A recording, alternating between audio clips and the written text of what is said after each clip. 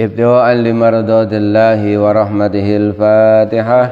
أعوذ بالله من الشيطان الرجيم. بسم الله الرحمن الرحيم. الحمد لله رب العالمين الرحمن الرحيم مالك يوم الدين. إياك نعبد وإياك نستعين. اهدنا الصراط المستقيم صراط الذين أنعمت عليهم غير المغضوب عليهم ولا الضالين. رب اغفر لي ولوالدي وللمؤمنين آمين. كلام قديم لا يمل سماعه تنزه عن قولي وفعلي ونية في آذى من كل داء ونوره دليل لقلبي عند جهلي وحيرتي. ويا ربي متعني بسر حروفه ونوير بقلبي وسمعي ومقلتي وسهل علي حفظه ثم درسه بجاه النبي والآل ثم صحابتي. Ali Imran ayat 8 dan 9. Rabbana la tuzigh qulubana. A'udzu billahi minasy syaithanir rajim. A'udzu billahi minasy syaithanir rajim. Bismillahirrahmanirrahim.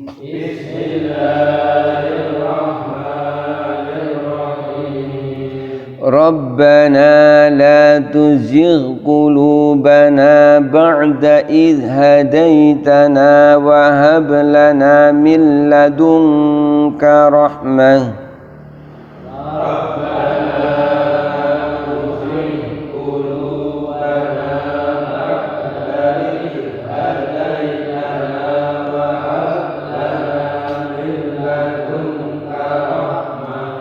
Innaka antal wahhab.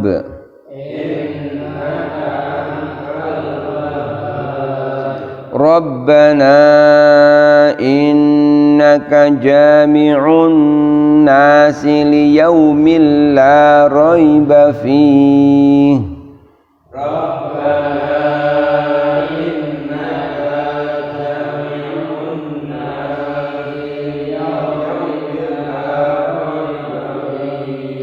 Inna Allaha la yukhliful mi'ad.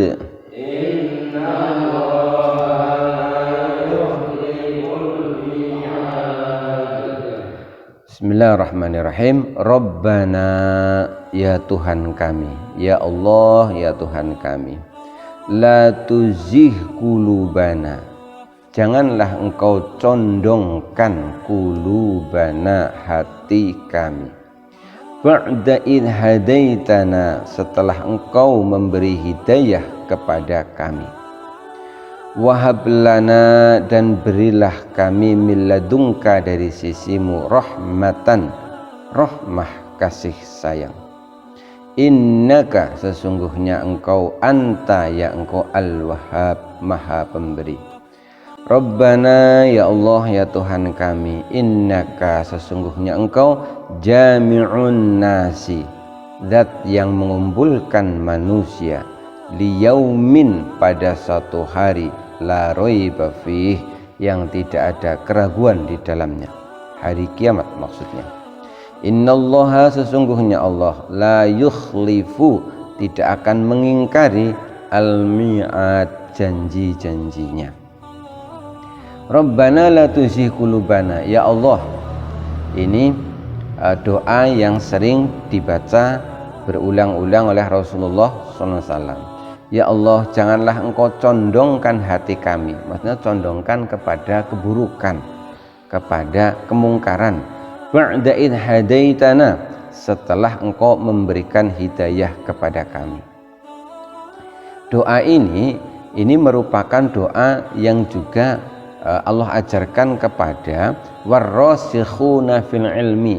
Jadi ini berkaitan dengan ayat sebelumnya, bahwa di ayat sebelumnya dijelaskan bahwa di Quran itu terdapat ayat muhkamat dan ayat mutasyabihat. Muhkamat itu yang jelas, langsung bisa dipahami, sedangkan sedangkan mutasyabihat itu yang masih butuh penjelasan, karena maknanya seringkali berbeda dengan maksudnya itu berbeda dengan makna secara lafdiyah, itu mutasyabihat.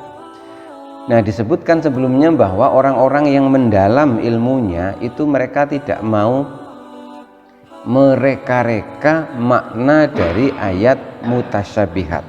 Mereka pokoknya meyakini bahwa semua ayat itu berasal dari Allah Subhanahu wa ta'ala.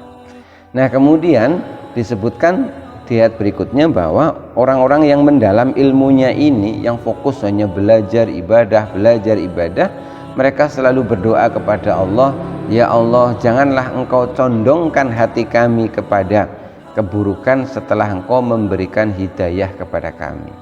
Ini doa mohon keteguhan hati kepada Allah Subhanahu wa ta'ala. Tidak ada jaminan bahwa kalau kita itu sudah berilmu, sudah senang belajar, sudah senang beribadah, terus kita akan teguh hati kita terus menerus seperti itu, tidak.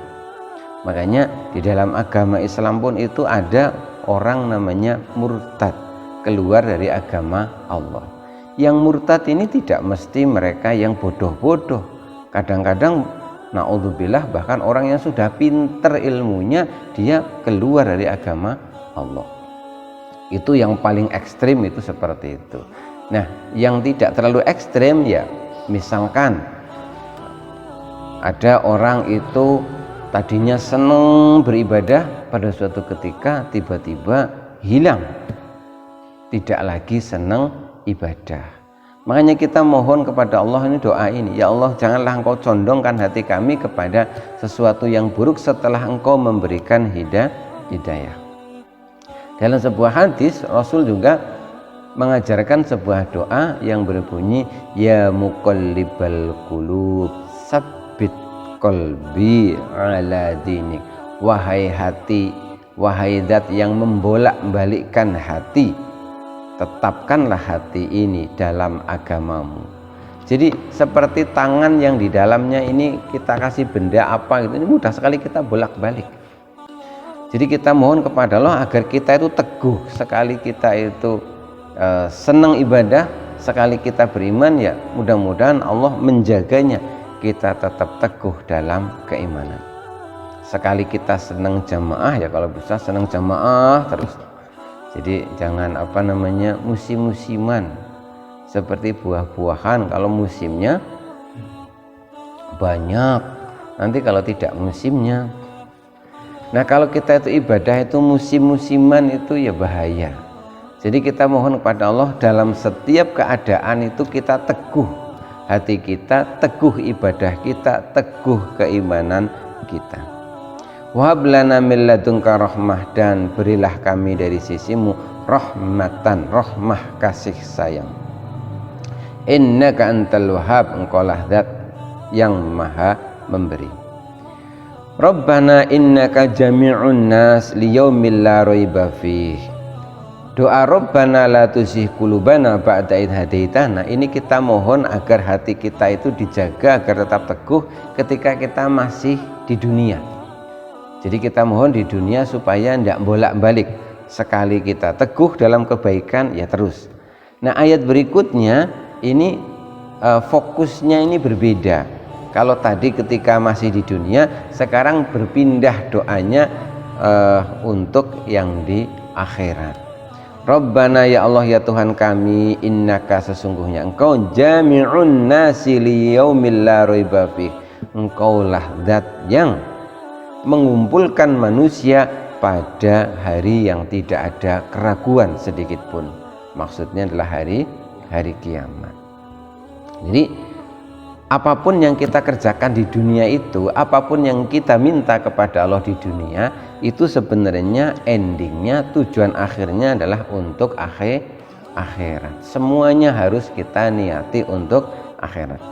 Maka orang yang beriman itu harus menjadikan akhirat itu sebagai tujuan, harus sebagai cita-citanya. Ulama ada yang memberikan nasihatnya itu begini.